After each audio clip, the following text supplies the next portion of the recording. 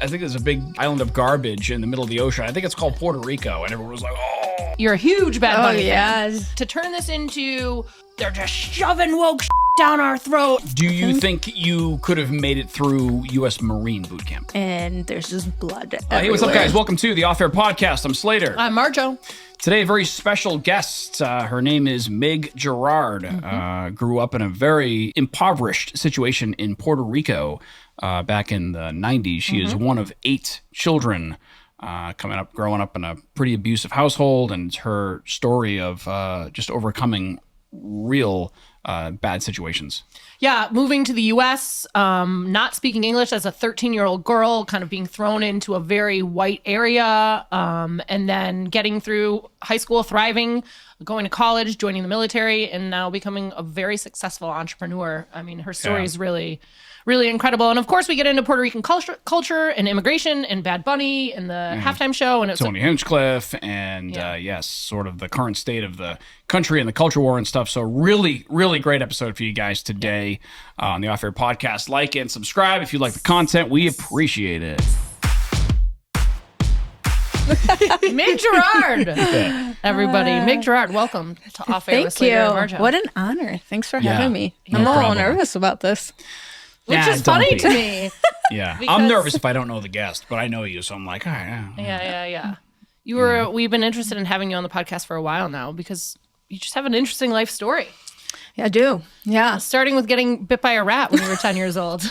Actually, when I was a baby. Yeah. It was the first time. One. Yeah. Yeah. My mom told me she woke up to me screaming bloody murder in my crib, and she turns on the light and there's just blood everywhere. So she obviously thought the worst. Yeah. But then they figured out I got bit by a rat. Yeah. And I was like, Mig, how do you get bit by a rat?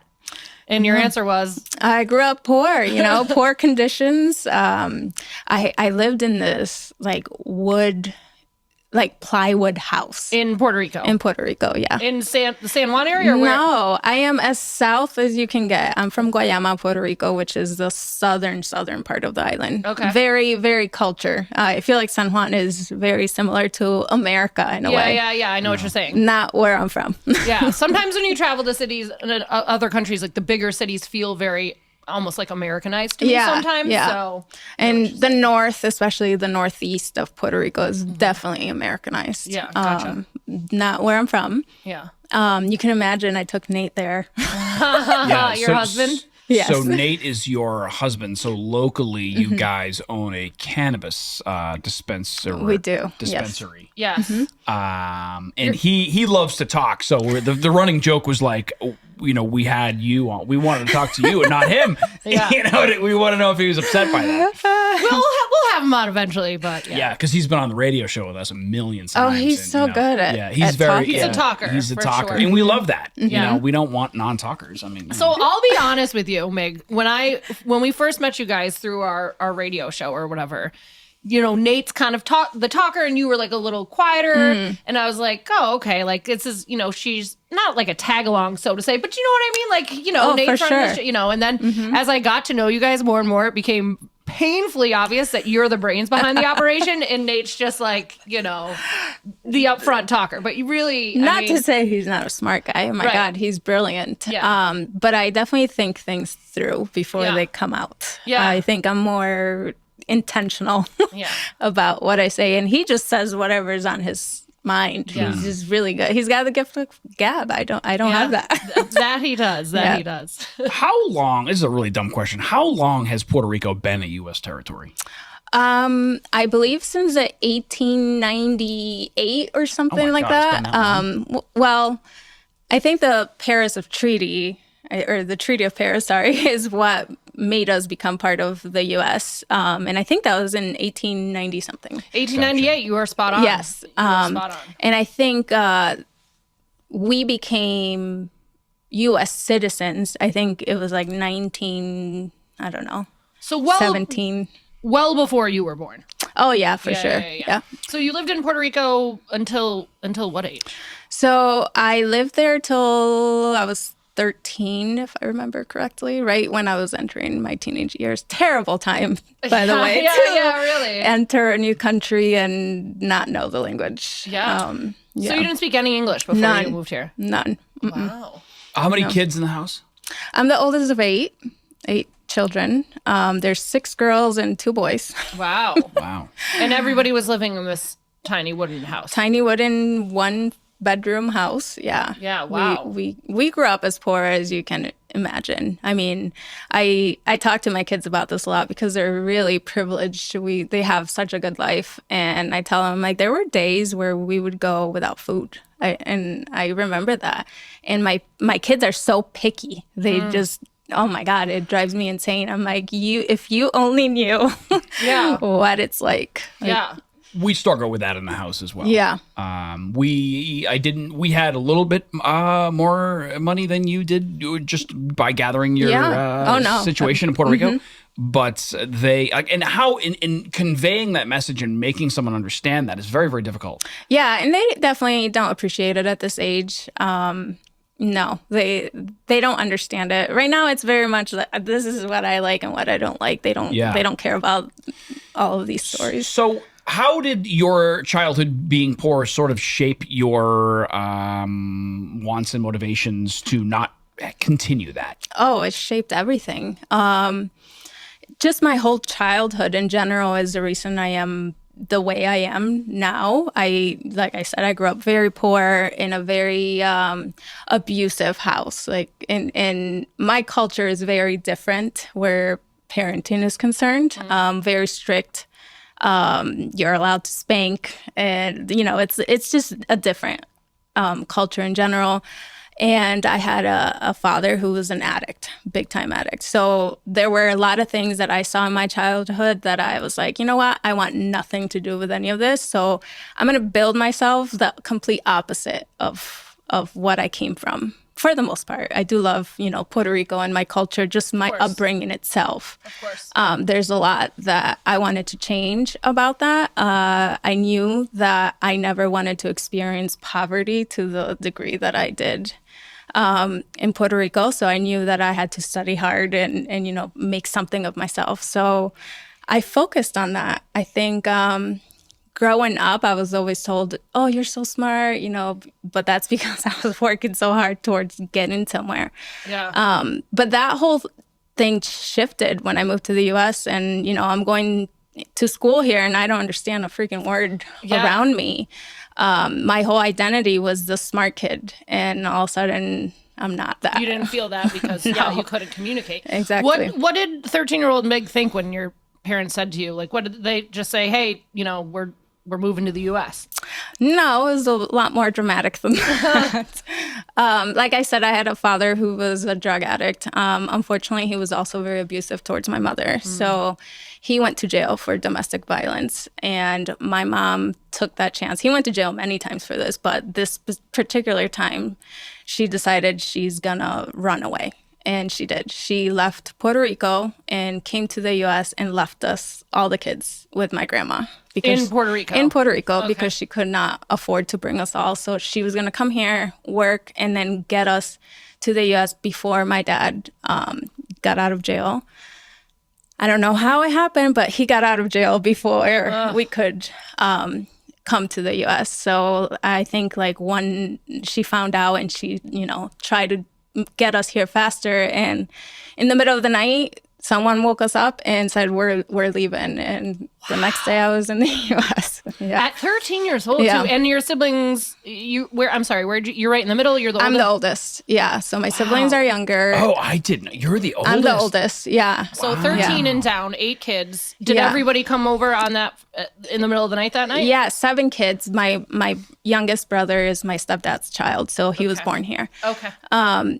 So I did not get to say goodbye to any of my friends, which was a huge deal for me as a 13-year-old. I didn't get to take anything with me, no memories, nothing. They just kind of got us, and here we are. So it was a lot. It was a lot for me. Yeah. So brave of your mother to get the ball rolling on for that sure. too, man. That's and probably hard for her to leave her kids. You know what I mean? And then finding huge. out that their abusive father I can't imagine as a parent. No, that was extremely hard. I was always very close with my mom, and I urged her even as a little girl, like, you got to get out of here. Yeah. Please, can we go? Like, I wanted her to leave him so bad, but, you know. So did you come right to Massachusetts? No, well, yes. I had an uncle who lived in Framingham at the time, so we came to his house, which was super crowded because he had his own kids, and there's 7 of us, and you can imagine that chaos. And they connected us to, somehow they found the Elizabeth Freeman Center. Yeah, which is an organization here in Berkshire County in Western Massachusetts. Yeah. So they got us, I don't know if you call it a room there, and it's for battered women. Yeah. So my mom qualified, and we moved there until they found us an apartment in North Adams. Wow. I've known you a long time, but I never knew all that. My head is spinning right now. Yeah. Yeah, wow. I'm very private, but I want to be authentic here, so I'm just you know. And it's important, especially right now, it's important to share stories like this, you know what I mean? And you know, you grow all everything I've been through. I've grown so much from it all. It like I said, it's shaped who I want to be. I knew I would never want to marry someone like my father. So finding that right guy that fit, you know, that mold that I made based on what I grew up was also intentional for me. And I knew I wanted to open up a business. That was always something I wanted to work for myself. I have a strong personality. So I knew that was, I don't know, in my plan. Yeah. Is your mom living? Yes, she lives in North Adams, actually. And I'm assuming she's just super proud. I think so. Her and I have a tough relationship now. Okay.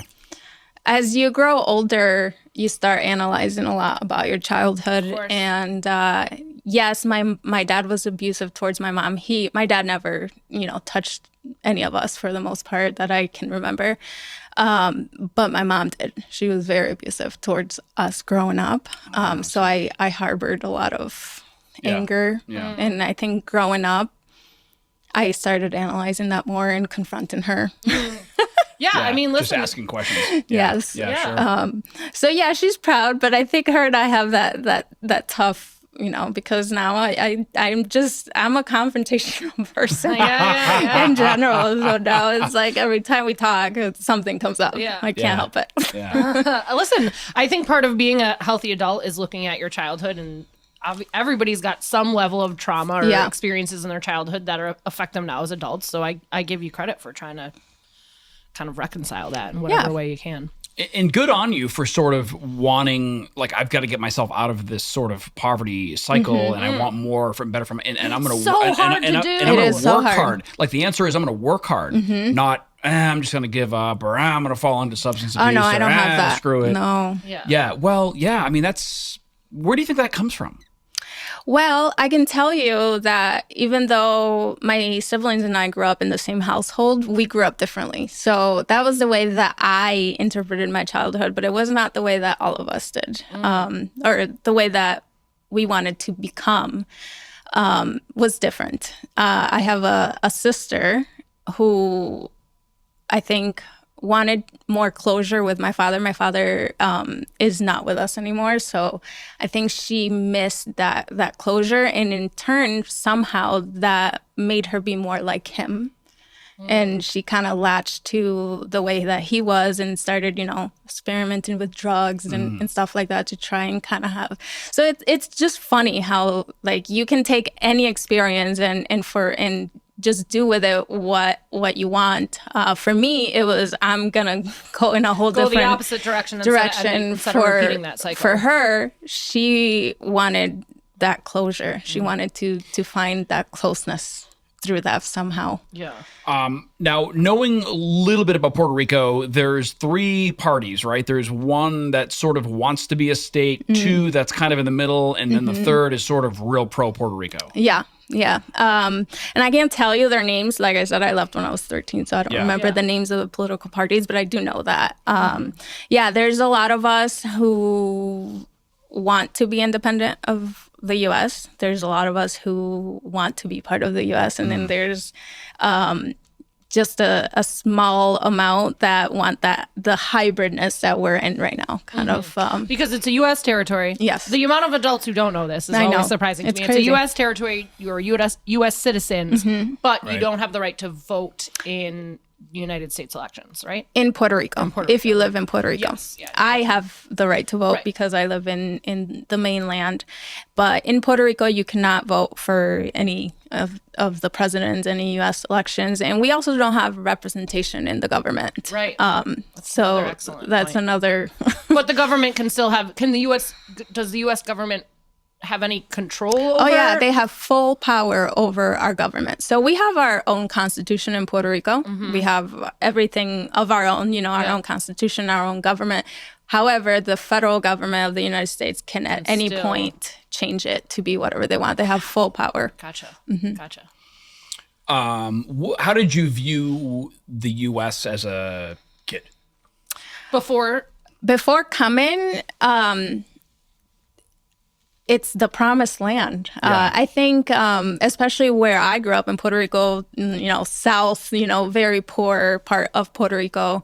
I think everyone has this dream of sometime coming to the U.S. And as a kid, you're not as into the politics of it all and what it means and what Puerto Ricans went through and what the U.S. did to Puerto Rico in general. We didn't know any of that. So as a kid, I was like, yeah, the U.S. rocks. I want to come here. And not to say that I don't think that now, but I have definitely shifted a lot of my mindset based on current events and growing up and politics in general. Yeah. Yep. When you were 13 and you got here, was it what you thought it was going to be like, or were you? No. Yeah. No, I guess... it's hard to answer that. For one, the cold took me for a whole I thought I was going to die. Yeah, you go from Puerto Rico to Massachusetts. Dude. It's cold. And to this day, I can't. I'm freezing 24/7. I still haven't adjusted. That's funny. Even though I feel like I've been here longer, I can't adjust. But it's a whole different culture. I mean, I come from...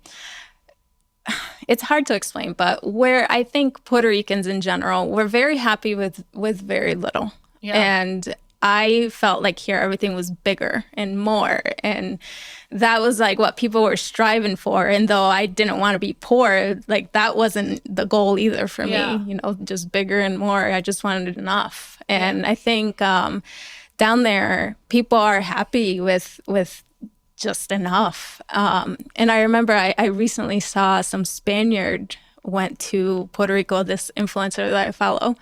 And she was like, oh my God, I'm shocked by how happy these people are when they have nothing. Yeah.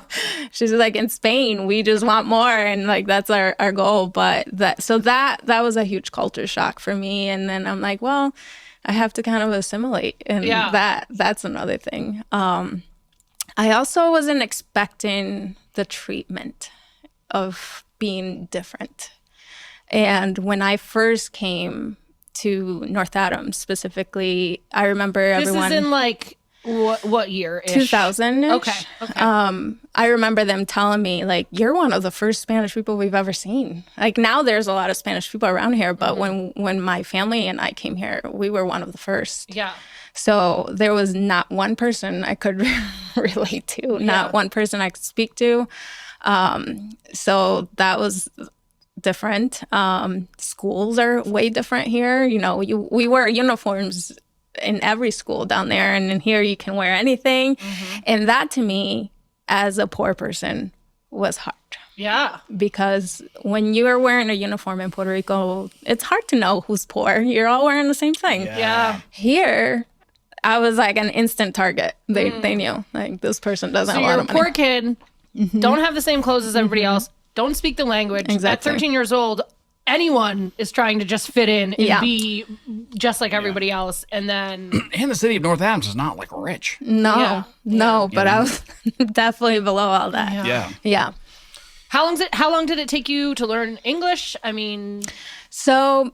I forced myself to learn it really quickly. So I think about 6 months, I was pretty Because English is hard to English learn. is one of the It's so the language makes no sense. Conjugating English, Yes, right? Yeah, it there's makes so There's Yeah. three The words that letters are make spelled the different same. sounds. That are Yeah. I mean, listen, we don't have to. No, Spanish is a phonetic language. It's really easy to read and speak, and English is not phonetic. So that was difficult.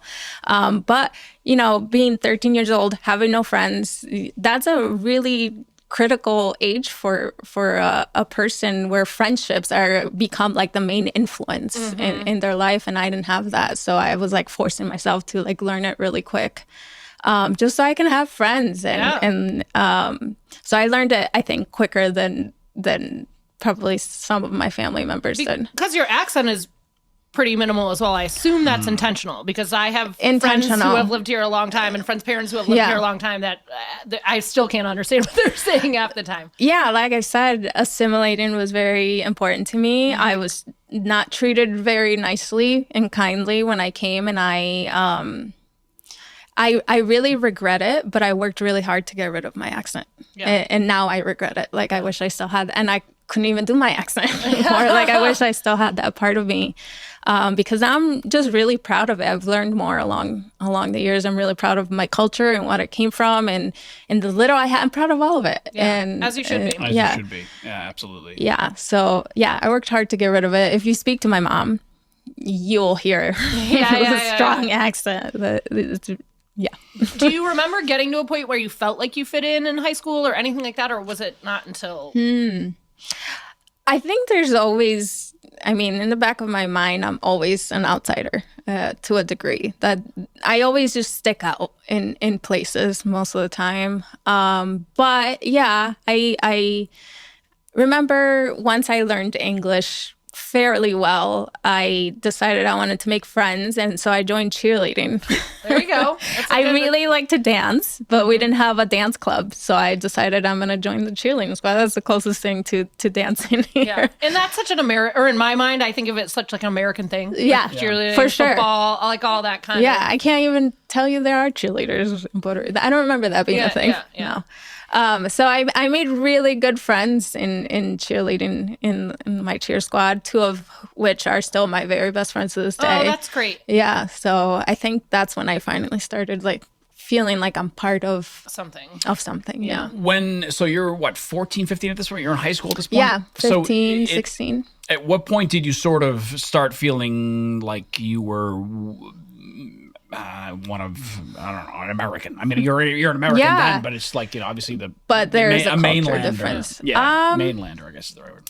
I think that's a good, maybe do around you feel then. like that yet? I mean, I do. Yeah. Of course, I've joined the military since, and there's a sense of pride that comes with that too. But college, I think, is really where I was like, I'm just like one of you guys. I want to get drunk and party, and I think I made really good friendships there too, and because you're so likable.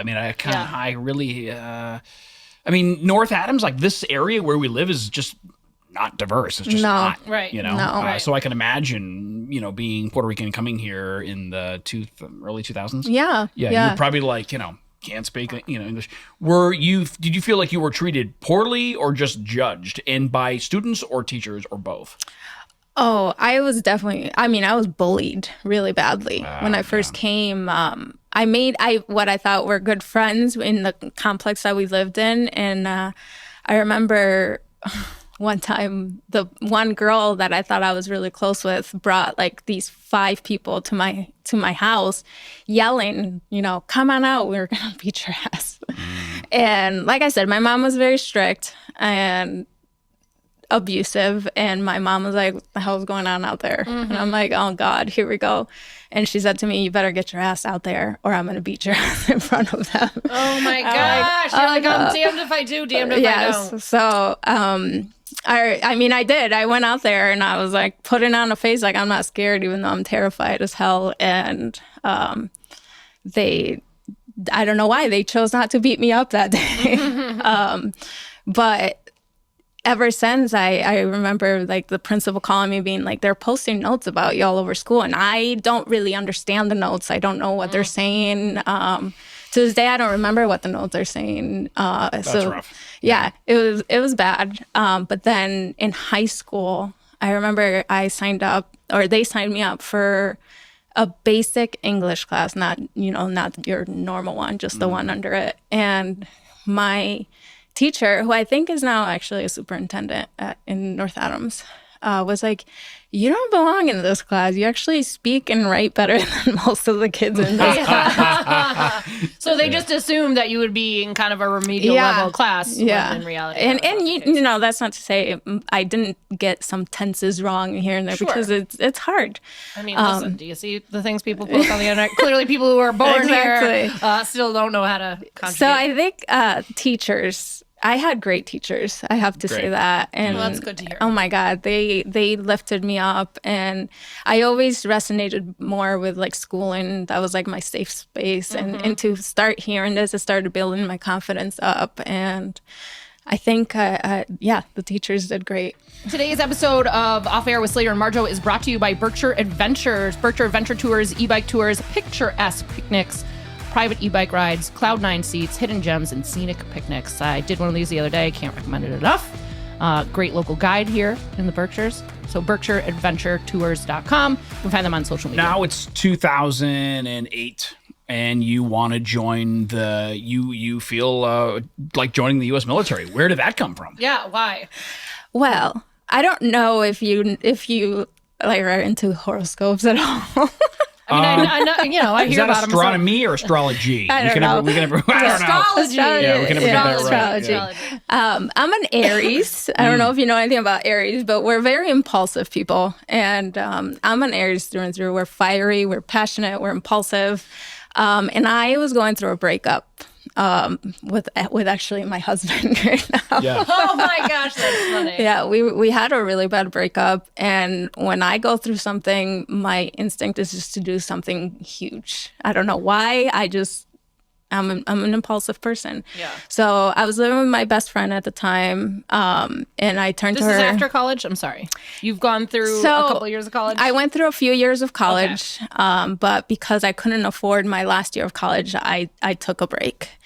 And that was on my mind. Like, I want to finish college, but I can't afford it. How can I do this? And at the time, the military was giving a sign-on bonus, and they were paying for your college loans and paying for your tuition. So I was like, I can knock two birds with one stone. I can, pay for college. I can become a badass, and I can get out of here. Like, I wanted to be impulsive and get out of here. So she joined with me. She joined the Air Force, and I joined the Army Guard. Get out of Massachusetts? Yeah. Gotcha. Yeah, to get out. I just wanted a new start. Yeah. Yep.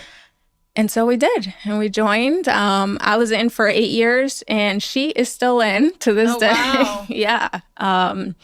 It was crazy. And this was Nate? This was Nate, yeah. What did he say? Spoiler alert, they got back together. Yeah, no, I know that. did. But what did he say? Please don't go? I mean, you don't want to speak for him. No, I honestly, I don't know that I gave him a chance to say anything. We broke up, and I'm very... That's a great answer. And you were in the recruiter's office the next day. That's a great answer. I didn't give him a chance to say anything. No. When I'm done with something, I'm like... Yeah. Walking away. Yeah, I promise with him. Yeah. So I was done. I blocked him, and I joined the military. I left. I was done. I blocked him. I joined the military. Deuces. This is National Guard, Army, what is it? Yes. Army Guard. How long were you guys apart before you go back together? We're not going to harp on that. No, not too long. Just because I know you, I'm curious. I went into basic, then AIT after that, which is where you learn your actual job for the military. And then I came home, and I remember coming home and like, I want to get drunk. I've been through a lot. It's time. And I went to a bar literally the night I came back, and he was there. Oh, small town, man. That's what happens. Yeah. Do you think consciously or subconsciously there was also something very American about joining the military? Like joining the U.S. Army, like, it's a badge of honor, as it should be. Oh, for sure. Yeah. I honestly had a lot of respect for someone who can just be like, I'm going to put my life on the line for something bigger than me. I thought that was like so badass. And I'm like, I want to be like that. And, you know, I had a lot of pride being here, having gone through everything I'd gone through, speaking English. And, you know, I had made some great friends. I had roots here. And so I was proud of it. And I just wanted to be a part of that. And my sister was already in the military. Okay. So that's why I picked the Army. It was between the Army and the Marines, but she was in the Army, so. How difficult did you find boot camp? Oh, like I said, I come from an abusive household. I thought there's nothing worse than what I came from. Boot camp was really strict. At the time that I joined, drill sergeants could do things that they can't do now. Boot camp has definitely eased up over the years. My brother's actually a drill sergeant, so he tells me like all the things that he can and can't do. Your brother's a drill sergeant? Yes, he is. Wow. Yeah. And I'm like, wait, what? You can't just drop them whenever you want? I mean, we used to get smoked all the time.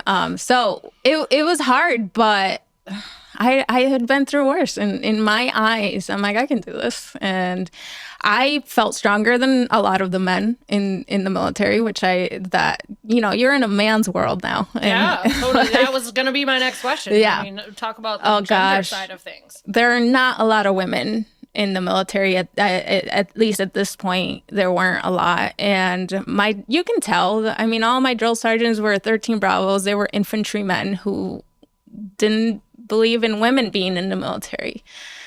So it was really hard to know that they have that mindset, but I was out to change that mindset. I'm like, I'm going to show you that I belong here. I can do everything that you can put me through, and I'm not going to cry. Yeah. Well, especially you're petite, you're beautiful. Yeah. Like, I'm sure that they were like, oh, this girl's soft, or, you know, whatever their preconceived judgments were. Yeah. And they were there. And did you prove them wrong? Oh, God, yeah. Yeah. I'm actually really proud of that. I don't like to toot my own horn for that one. 100%. Yeah, I remember men crying and like they would smoke us, and I would just keep going. You little bitch! I would have talked so much shit. Yeah, but you know, I was 21 when I joined the military, and I did it in the summer. So it's a bunch of high schoolers coming right out of high school joining. So I was one of the older ones there. So instantly, they all know that, and I'm kind of thrown into like, you know, this leadership role, like the mom of the platoon. So it was, in a sense, a little easier for me to, I think, integrate because of that. Like, I was already looked at as a leader, and I kind of asserted that even further with what I was doing. Yeah. Secretary of the Defense? Is that, yes. Yeah, Pete Hegseth has made headlines recently. Secretary of the Department of War has made headlines recently about toughening up standards in the military, women not in combat roles. How do you feel about that? Oh my gosh, I have a lot of feelings about that. Obviously, yeah.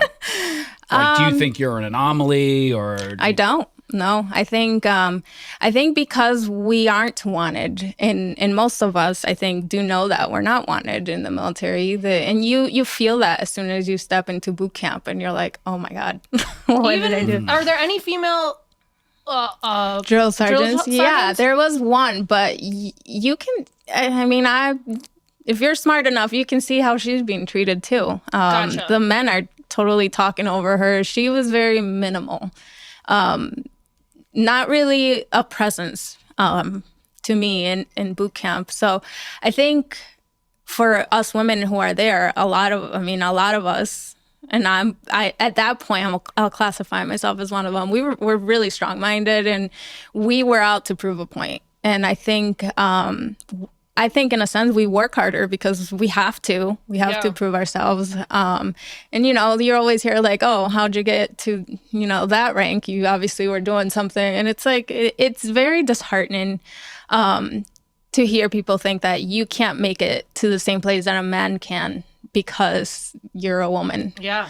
Especially if you're a good looking woman down there. Right. That's even worse. Right. Yeah. I feel like you probably had a target on your back, like I said. Yeah, you do. But This theme of working harder seems to be a strand throughout your life, which I just find so admirable. Do you think you could have made it through U.S. Marine boot camp?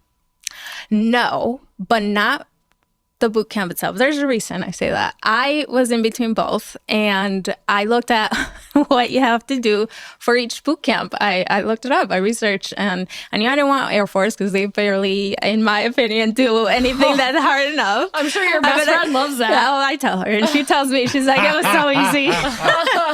Oh, man. Yeah, but the Marines, you have to do some sort of swimming thing, and I don't know how to swim. Oh, still to this day. I did know how to swim at one point. I almost drowned. Oh my gosh. So I think my trauma is keeping me from like relearning it. I've tried and it just won't. I'll teach you how to swim. I could swim before I could walk. I used to be a junior lifeguard. I'll teach you how to swim. Oh, I panic. You don't want me anywhere near if you. you ever change your mind, you let me know. But anyway. But that's why I didn't do. I wanted I'm like Marines. They're hardcore. I'm gonna go so that way. So that was the sole thing that. Like, I'm not gonna. No, it was the swimming. Yeah. Swimming.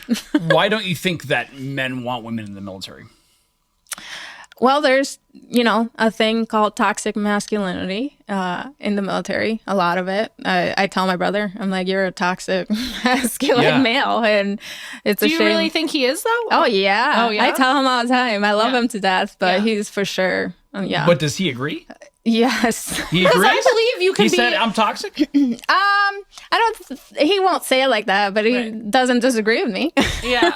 Because I think guys can be masculine in so many ways and not have toxic energy. For sure. And that's not to say I had some great officers that I look up to this day, some great people, but I'm not going to lie, it's filled. The majority. It's filled with a lot of, there's just, I don't know why. Maybe there's a sense of power that, they're just the better, I don't know, superior species. Gender. U.S. history, human history, but U.S. history is we're not that old of a country. And that was the narrative for a long time. Women weren't allowed. Yeah, right. So it and the military is old school. They're very set in their ways, and if something was done this way, they want to do it like that forever. It's just very old school. Did you ever feel like you were sorry? No. Did you ever feel like why am I working so hard for this organization that doesn't even want me here? Yeah. Or why am I working so hard for these people who think I'm lesser than them? No. No, because I was doing it mostly for me, at most of the time, but also to prove a point and maybe change some of their minds. That is why I was working so hard, because maybe there was a chance that some of them were going to be like, this isn't so bad. They actually are a lot better than we expected, around men. Mm-hmm. Not in general. I know we're great, but I think they fear also how men are going to act with us around. There's that too. You gotta. A lot of them were getting in trouble for things that they shouldn't be doing with women around. So I wanted to change that. I wanted to show that we're valuable, extremely valuable to the military. So no, I didn't feel that. And by the time you left, I'm assuming you had the respect of most of the people you were in the service with, right? Yeah. So did you sort of shake that perception, like, oh, here's this little petite woman who wants to be part of the big bad military? To a degree, I do. I know I'm saying no, I didn't have that and all, but I do have imposter syndrome, and so that's a thing to overcome. Interesting, yeah. In everything that I've done in life, it just shows up. So I left. That's when you don't think you deserve it, right? Right. Yeah. You could be the smartest person in the room, but you'll question yourself. I don't belong here. And think other people are questioning you too. Yeah, exactly. And you're like, oh no. So in the military, that I did have that a lot, where oh no, I don't belong here, so I got to prove myself.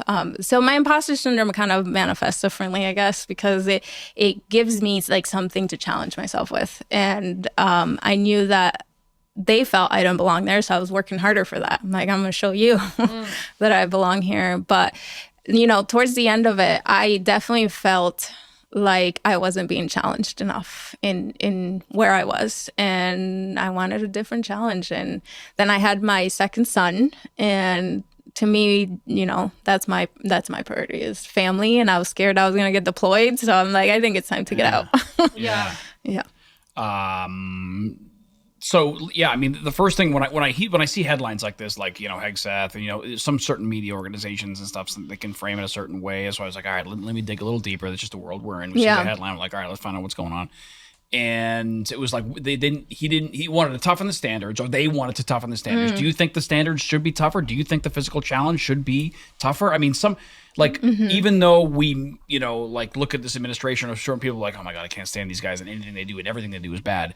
But you know what? Maybe they should be a little bit harder to do. I think even since I've gotten out of the military, I think it has softened for sure. Yeah. And I definitely think the standards need to be tougher, but I don't think that means getting rid of women in combat roles. Absolutely not. Yeah. I think that that a lot of women can rise up to the challenge, and if they make it, why are you trying to? They're going through the same tests that everybody else is. Yes. Yes. Although I don't know if that's the case anymore. I think they have changed the standard where women are taking a different test. So I can understand why they're like, we got to toughen it. I took the same test that men did.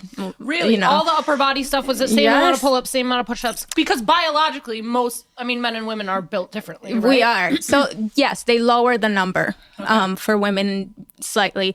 But for me, I could do as much as the men for their own test. So I'm sure that was intentional. It was intentional. Of course. I always surpassed my numbers for the most part, not in every category, because you can't be good at everything. But for most categories, I was surpassing and doing more than the men were doing at their level. So I do think that in order to be in one of the most elite forces in the world, you do have to have a tough standard, but that you should give them the equal opportunity to.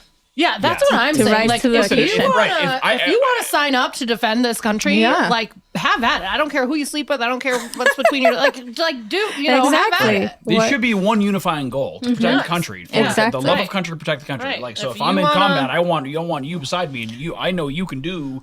Yes. 10 pull-ups just like I did, or vice versa. You want me to be doing 10 pull-ups. And, I would argue sometimes that females are mentally tougher than men are for a multitude of reasons. So I'm not saying that's always the case, but, I think having a woman around you is an asset in a stressful situation or a strategic situation or anything like that. But absolutely. I mean, my fiance Jackie, she's mentally, she's tough. I'm attracted to that. Oh my God, I love her. I know I told you that, but I actually she's in speaking to her one time, I'm like, you are one of the strongest people I know. Yeah. And you guys had a good conversation the other day. She's good people. For sure. Well, what else? I know I wanted to segue off the military stuff, and there's so much we can talk about. I want to talk about being of Puerto Rican descent living in this country right now. But I also want to talk about opening up your own weed shop too. But let's stick on it. We're talking about being in this country and really assimilating to the culture and all that stuff. Yeah. How do you feel now? Not only because immigration is really under scrutiny in this country, although Puerto Rican people are U.S. citizens. Are you offended if somebody calls you an immigrant? Do you consider yourself an immigrant? Like, how? Do you know what I mean? All great questions. Because you didn't. Technically, you're not an immigrant if you were a U.S. You're citizen. not. Right. And do I consider myself an immigrant? I think I do in a way, because that's how I'm treated. A lot of times, I look the part. I talk the part. Spanish is my first language. So, yeah, I think I'm being looked at that way, and I'm not offended by that at all. No. Gotcha. I'm proud of it. And no, being Puerto Rican, you're not an immigrant. It's just like moving from one state to another. It's the same concept. You're moving from Puerto Rico to a different state. Gotcha. It's just, you're not considered an immigrant. However, with everything going on, they're not looking at my citizenship status. They're looking at my color, and that's how they're, discriminating against who to take. So, yeah, I'm proud of it, and I don't feel like I need to be a citizen in order to be respected as a person. And I think that's the problem that I have with all of the ICE stuff going on, and it's like you I don't know. It's the lack of respect and humanity and the discriminatory nature of it. It's illegal, and I just think that I don't feel like I have to explain myself to someone like, oh, I'm Puerto Rican, I'm a citizen, in order to earn that respect. That bothers me. So if someone calls me an immigrant, I'm not gonna correct them. That I just that doesn't bother me. Yeah, the ICE topic is interesting, right? Because first we were told that they're going to go after, like, there was a big, huge influx of illegal immigration at the southern border, and like you mentioned the word assimilate a lot. Like that is, I think that's important for a country. If a country changes too quickly in terms of the amount of people that come in and they're not assimilating and they're speaking different languages and they look different, and that's not bad in and of itself. It's just when the change happens too quickly, that's when people start to get shifty. Yeah. It's happening in anything the UK. In either way, in either direction, it can be bad if something happens too quickly. If you deport too many people too quickly, this economy is not going to be doing well. If you let a lot of people in too quickly, maybe that's also going to affect it. So in any direction that you look at it, I think anything too much, too quick can be bad. But just because I was good at assimilating and whatnot, I don't think that that's necessarily also the goal. I think the diversity of this country is what makes it so unique and special. And I like that people are holding on to their cultures and hopefully teaching others of the cultures, and we're learning from that. You got people walking around in this country saying they're Italian American and they're sixth generation. You got people like Brian Slater here with his scally cap and his Irish flag out there, even though that was 8 generations ago or whatever it is, and nobody has an issue with that. So what is the issue, when it's brown or black people doing it? No, but also I love cultures. I love learning from other cultures. I think it's amazing. Yes. Individual. Absolutely. Meg got me onto one of my favorite travel influencers. And I know we've talked about this a bunch, traveling the world, and you've done it with your children. It's so important for kids to see things outside of the United States, or even outside of New England, say, if you live here. I mean, Texas is a very different culture. The Pacific Northwest, Florida, it's so different. And the thing is that, most of their family and friends that are around here, they've never left this area. Yeah. So it's really important for me to teach them certain things that they're not going to learn here. Yeah. And, even though I know that I have a lot of friends and family who aren't part of my culture, love me, I don't think they're always very accepting of how different I do things and how different I am. So I think teaching my kids to kind of embrace the differences is important. Especially because your husband's white. He was born, in Massachusetts. Exactly. And your kids look white for the most part. One of them doesn't, but the other two does. But I mean, I'm sure that's things you think about as a parent, how they're going to be treated. Of course. Right. Yeah. How can you not? And my oldest, he's 13. He's as pale as they come. That's what I was thinking. I was like, Elliot looks pretty white. And he is like, I tell everyone I'm Hispanic. And, I'm tan. I'm starting to get darker than you. And he's not. But I'm like, okay. So I love that he's like trying to, embrace that about us, but no, he's white. Do you feel like you've been treated now as an adult, a very successful adult business owner, high functioning, contributing member of society? Do you think in the past 10 years or so, or the past 8 years, you are treated differently by people? Do you feel like there's been more racism towards you or anything like that? Like, have you experienced anything like that? I have. Yeah, I've experienced racism. I remember when I was in high school, I went to one of those wood parties. Yeah. We used to party in the woods. Yeah. That's what we would do. What happens when you grow up in the boonies. Yeah. Okay, you party in the woods. And I had just broken up with a boyfriend, and there was a guy there that was like, "Oh, my mom would never let me date you because you're an N-word." Oh my gosh. Which I had never. You're like, first of all, I'm not. Second of all, you shouldn't be you. Maybe first of all, you shouldn't have been using that word. Second of all, no, I was shocked. Yeah. I'm like, I've never thought of myself as even associating myself with that word, but like just hearing it from someone, I'm like, is that how you guys see me? Yeah. But it was definitely interesting. And then like That's probably the worst one. So I've been very lucky. I shouldn't say that. When was that? In high school. Oh, gotcha. Yeah. Have you recently? I'm just wondering if there's certain people that think there's racism has been given more of a platform, or is it more acceptable in this country than it used to be? I'm just wondering if you feel like there has been a shift over the past 10 years, because it's easy to glom onto that and not actually talk to anybody who has experienced more recently. Well, I tend to ignore it a lot. But like older people, and especially, they're always like, "Where are you from?" And you know, it starts that way, and it's like, "Do you speak Spanish? And when did you learn English?" And and so just more like ignorance than like more exactly. I'll go into it's so dumb, but I'll go into sort of like, are you here for Instacart or DoorDash?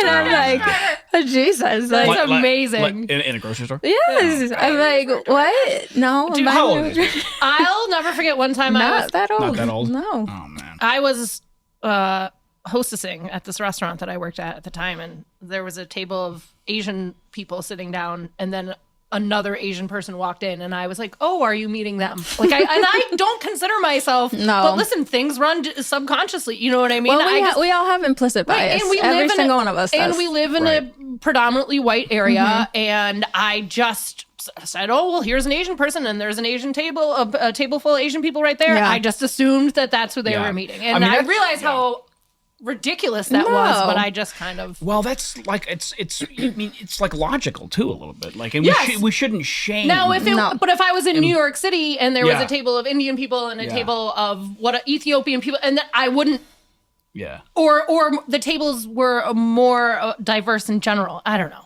No, I think it's location based. I don't know. I think I've been lucky. I wouldn't say I've experienced a lot of racism, but I have experienced, some sort of prejudice, attitudes towards me. Sure. But I don't really give them much weight, because a lot of people are ignorant, and maybe some of them are just wondering where I'm from. So I try not to make it something that it's not, and that makes me happy to hear too, because totally. I don't want to think that. No, I think a lot of, I wonder where people are from all the time, but I'm like, is it appropriate to ask? I don't know. Yeah. Are Puerto Ricans implicitly biased toward any other people? Oh, yeah. Yeah. For sure. Well, when you said the comment that person made to you about the N-word, I used to date a Puerto Rican guy who people thought he was black all the time, and he was very offended by it. I was like, you realize that's just as bad as like you're not allowed to be racist towards black people just because you're Puerto Rican. He's like, well, culturally we like butt heads or something. That was his excuse. And I'm like, that's crazy. That's still, I will say, Puerto Rican people, a lot of us are black. My dad was as black as they come. He was full Puerto Rican, skin color. Yeah, my grandma is this is a funny one. She is black, Puerto Rican black. And she's definitely, I would say, racist towards black people. Yeah. So, I think everyone can have that in them. It's just how you are as a person. I don't know. Right. So it's like, we've had this conversation a lot. Like, is it like, if you feel one way inside, like, and then like, because a lot of people feel a certain way, but they don't act on it, and then they may be trying to work on themselves, like, internally. Sure. So feeling one way might be like one thing, but then when you act on it, that is the problem. For sure. I think when you're outwardly anything like that, that's what makes you a bad person, really. Yeah, no, totally. I think we can all agree on that. Yeah. Anyone who doesn't agree on that is just an idiot. Because, like I said, I've grown up, I grew up hearing my grandma say terrible things about black people, and then so that's what you grow up knowing. Then you're like, wait, that is really shitty, grandma. And like, then you start learning and turning it and like trying to teach her like, hey, you can't talk like that, you're black. Which takes us to Tony Hinchcliffe. Okay. I don't know who this is. Oh, no. Oh, yeah, you do. Yeah, you do. I just don't know who he is. There was do you know the exact quote? He's the guy who at the... he's a comedian. Okay. He's the guy who made the joke about Puerto Rico being an isle of trash or something. Yeah. An island of trash. There was a floating island of garbage in the middle of the ocean. I know who you're talking about. Yes. I'm like, I know you know him. Yeah. Yep.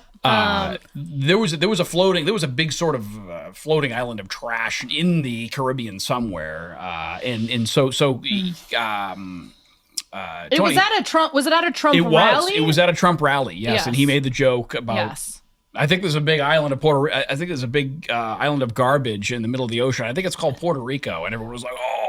And the most insane part is that he was in New York City. This event was in New York City, which has a predominant. I mean, not predominantly, but I imagine. I don't know the statistics. Huge Puerto Rican population. I mean, there's the term New Rican for a reason. Right. A lot of Puerto Ricans migrated to New York. Yeah. That was now. And when he said this, I remember asking you, and you were really offended by it. Oh God, yeah. Like, how shitty of a person do you have to be to even target just any culture, any country or island and say something like that? That's terrible. Is there any place where humor can poke fun at stereotypes of different races? Yeah. Yes, for sure. Yeah. I think Like Irish people when they're drunk. Yeah. Yeah. I think like if a black comedian gets up there and impersonates a white lady, like, I'm gonna laugh. I think that it's funny. But I also have never been a minority, besides the fact that I'm a woman. You know what I mean? I've never been a victim. I've lived a very privileged life because of I can definitely laugh at jokes made against my culture for sure when they're harmless in the sense that they're not mean. Like it's hard to kind of define what I mean, but like there's a violence behind, words sometimes. And when you're when you're using a stereotype that is somewhat innocent and poke fun at it, I don't think there's anything wrong with that. I've laughed many times at jokes against Puerto Ricans and our attitudes and all this dancing nonstop. Cat Williams, for example, he's always making fun of that guy. I know, yeah. He's a good example. He makes fun of everybody. And so does Tony Hinchcliffe to a certain extent. He does, yeah. I will tell you I'm a fan of his. I was a fan of his before this, and I still consider him like probably one of my more liked stand-up comedians. But for me, and I remember talking with Slater about this, it was comedy is very situational. There's a time and a place for certain things, and given the tensions in this country, given the platform that I think Trump Vance was running on, it seemed very, to your point, dangerous. It seemed very dangerous. Yeah. A dangerous comment for him to make. Given the people that were around, they're there to support Trump, and to make that specific joke, that was intentional. And that was meant to, elicit some sort of like... But there was a lot of Puerto Ricans in the audience. Yeah, that's why I think they booed, right? Didn't the audience have a great reaction? What the reaction was. I'm not saying people got up and got... I thought I remembered maybe this article says, but... in that same kind of vein... Obviously, now everybody's talking about Bad Bunny being asked to and we'll end the podcast on Bad Bunny. Perform at the Super Bowl. I know this about you personally. Anyway, you're a huge Bad Bunny fan. Yeah. I've been to this concert, and I remember Mig being like, "You know who Bad Bunny is?" And I was like, "Yeah." You seemed a little surprised that I knew who Bad Bunny was. Shocked. Now, I certainly do not claim to be even on the rank of fandom for Bad Bunny, but I'm definitely aware of his role in the continental United States, like his role in the culture in the mainland, so to say. I mean, listen, I'm sure you've heard people say that a guy doesn't even sing any songs in English. Oh my God. I've heard it all. And it's funny because Can I jump in here? Yeah, go for it. So Marjo and I were on the radio, we were talking about this, and I had seen Bad Bunny on Saturday Night Live, and I had listened to DMTF. Yeah. Yeah, in the car. DTM. Dude, total jam, total groove. I was like, this guy is the man. Saw him at Happy Gilmore too. I was like, bro, learned his real name, Benito. Yeah, Benito, Bad Bunny PR. That's his Instagram handle. Like I was like, this guy's, cool. So they announced Bad Bunny at the, Bad Bunny's going to perform the Super Bowl. And I was like, at first I was like, huh. I was like, well, that's interesting. Like, just like, and Marjo was like, oh, I love how everyone's all mad at people that are all hating on Bad Bunny. I was like, well, I can understand that. Like, he doesn't have any songs in English. And like immediately I was like, oh my God, I sound like a prick. But like, how do you feel about someone like myself being like, I understand. Like I said, I just said, I got no issue with this dude. No, man. But you don't like, need to he explain doesn't yourself. like football isn't a solely like American sport. I'm not saying he's not American because he is American, I know. But like football, like what's that? But you are. I guess I am. Implicitly. Yeah, I guess I am. So like the sort of hip hop rap like culture like has continued. Like we had Usher, we had Eminem, we had Dre, we had who else? We had Kendrick Lamar last year. We had so like it wasn't only just like not swinging back toward like a rock country vibe, maybe Metallica or something, but it was someone who doesn't have any songs in English. Yeah, and I think it's brilliant. Obviously, yes, of course, yes. But for someone like from a you, marketing standpoint, it's brilliant. But we'll put a pin in that and go ahead. Keep for someone like you to be like, oh, like he doesn't have. I understand that too. Like, but that doesn't mean that he shouldn't be up there. So yes, I understand your point. That me wanting him up there doesn't mean that I have to diminish your you not wanting him and that's up really there. like refreshing. Yeah, I mean, I'm sort of indifferent. I was just sort of that like, was my whole thing. I was just on be this. like, oh, I know why they're mad. What I don't understand is the anger portion. I don't understand like the anger. you cannot like the choice, and so you don't want to listen to a Spanish language artist for the Super Bowl. Yeah, that's fine. Go on your merry way. To turn this into they're just shoving woke shit down our throat, and this is all about this is a political stand, and blah blah blah. And whether or not it is or isn't, like just the visceral anger of people about it. That's what makes me nervous. Like I think, I mean, Kendrick was for sure political. I think to a degree, and more political. To probably be honest, than I didn't know who Kendrick was. I had zero knowledge of who Kendrick was, other than I should say, I knew that him and Drake were going through that back and forth, but I didn't know any of his songs. Yeah. That doesn't mean I'm not listening to it. And I think, what Bad Bunny is doing to me, obviously for me as a Puerto Rican woman, means a lot because he's putting Puerto Rico back in the conversation, in the history of America, which we're part of, but it's been not really part of what anyone's learned. And now we're talking about Puerto Rico. Now we're like being brought into the conversation. And I think that recognition is huge. Yeah.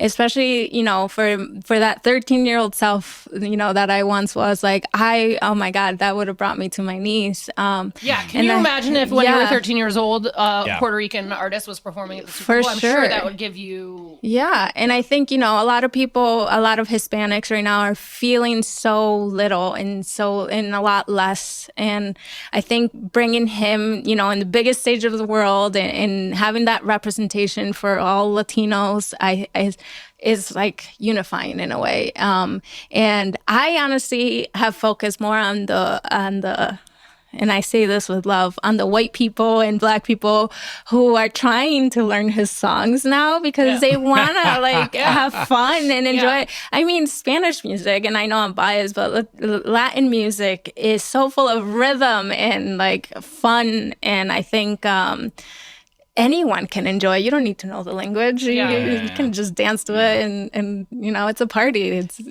amazing. And the NFL is trying to market itself as a global brand now. Right, for sure. And he, outside of the U.S., is one of the biggest, if not, I was looking at the global Spotify streaming charts, he has been at the top of that forever. Just like Karol G performed at the Friday night game that the Chiefs played week 1 or whatever during the halftime show, that Brazil game. Clearly the NFL is trying to market it. So let's not forget, the NFL is a business. They are in the business of making money. Sure. Do they want to do things that culturally resonate with people? Sure. But for the most part, they want to make money. They want more eyes on, they want the NFL to become a global brand. So putting a global streaming artist at the Super Bowl is the right move. Is a business decision. He's definitely not without merit. I mean, no question there. Yeah.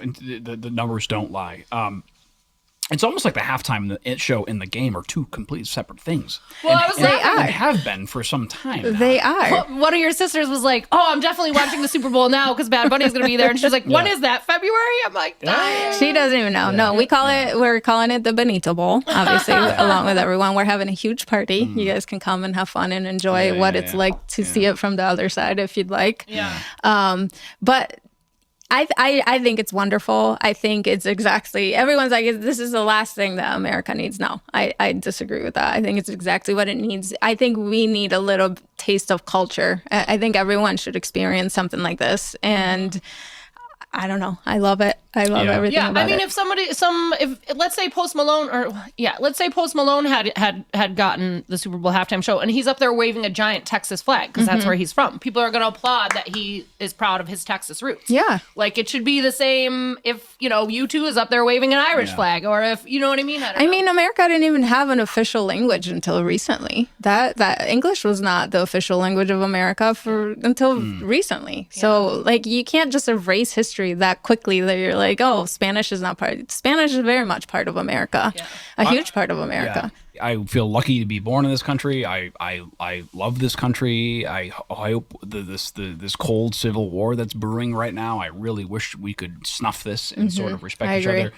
I've got so much love for you, so much respect for you. You came from really bad situation. Yeah. You came here. You walked the walk. You talked the talk, and you deserve all this. To be born dirt poor, for lack of a better term, and to see the level of success that's a really fucking hard to do, Meg. It is hard. It is really hard. You can dream big all you want, but to actually, and it does. You can work really hard every single day and still not break that cycle of poverty. So it's really impressive, Meg. Thank you. Really. I appreciate you guys. Well done. God, way to make a girl feel good. Well, it's great. You. I mean, I knew that I've known you for a good handful of years now, and I never knew that. And so, I really commend you.